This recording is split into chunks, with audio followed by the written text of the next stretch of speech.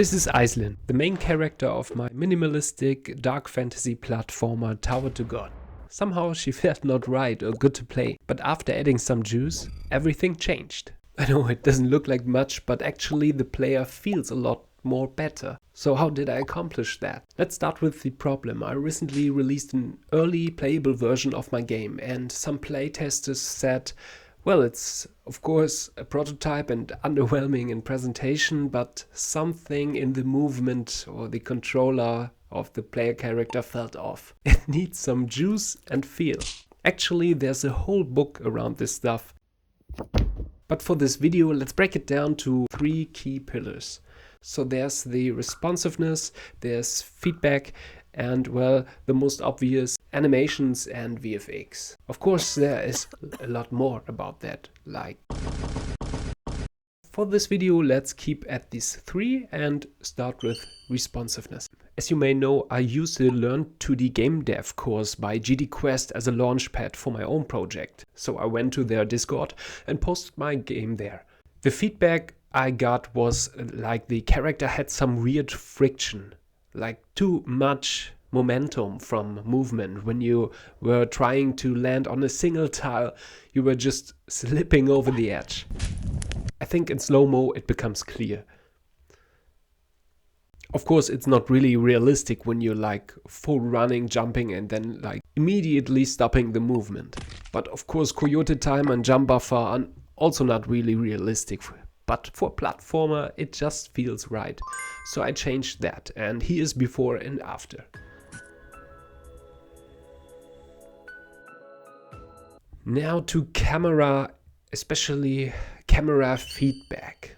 I think the camera should shake on death and not like put you directly back to the starting position of the level. So now I have like 2 types of dying. You dissolve when the blood rain hits you, and when you're dying because of any other obstacle like spikes, enemies or the blood ocean, then you're dying with the effect and the camera shake. And also the UI changes. Especially when you're dying, the broke takes damage, but you are also able to heal it later, but I will come to that in a second. And yeah, these small things made a huge difference. Let's now go to animation and VFX. Somehow it has to do with responsiveness and feedback also, of course, but I made it a single chapter here because it's a lot. And here I think also juice becomes a little bit more clearer in my project, because let's check the version before while I go through all the actions visually one by one on the player.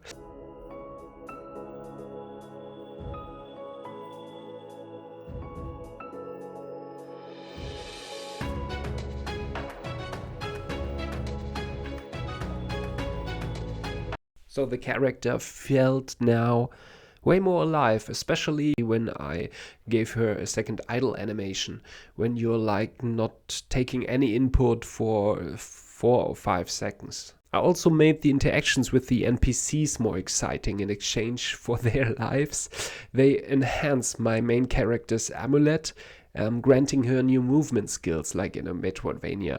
See, that's what I meant in the intro. For now they look really like tiny changes, but they already feel different when you're playing. And later, in combination with prettier levels, sound and music, this is going to be great. In my last video I spoke about abandoned features, or features you take a lot of effort in but never make it into the project or in a video. But I refaced my abandoned feature, and this is a dark fantasy game, so this hardcore mechanic just feels right in it. So I experimented with the life system, but not in a classical way. You broke and it's taking damage on death, but only a little bit. First you see just these tiny rifts inside the broke, but later on it's close to destruction. But there now the collectibles are actually helping to make it a whole game mechanic. When your broke is hurt and you're collecting a collectible, then it will get healed. And if you run out of all lives and you have no collectible, then you are dead and like back into the main menu. But when you have one, it will be consumed, and then the medallion or broke is healed again. But that comes with a sacrifice. Only having all collectibles will unlock the true ending. So that's kind of a hardcore mechanic, but I think I like it because the collectibles are now a matter of risk. Will I take, when I see it, the more dangerous way to maybe heal myself or get the chance for the second ending? But it can be also harder. Maybe it costs more life, and in the end, I will die. So, in the end, yeah, same game, same mechanics, except the one I just told you about. In the first look, it doesn't look like much, but I want to make the whole process really transparent. And it's not only about making levels finally pretty. There's so much happening in the prototype stage and right after, but it's hard to tell or to show because it's not visually appealing. It's just mostly about systems and how it is fun. But yeah, it's hard to see behind the curtain of animations, visual effects and sounds, but there's a bunch of stuff to do, and that's why I made this video for you.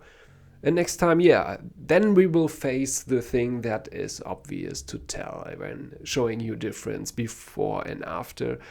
I will make the levels pretty, I will add some lighting, and then we see us again. Bye.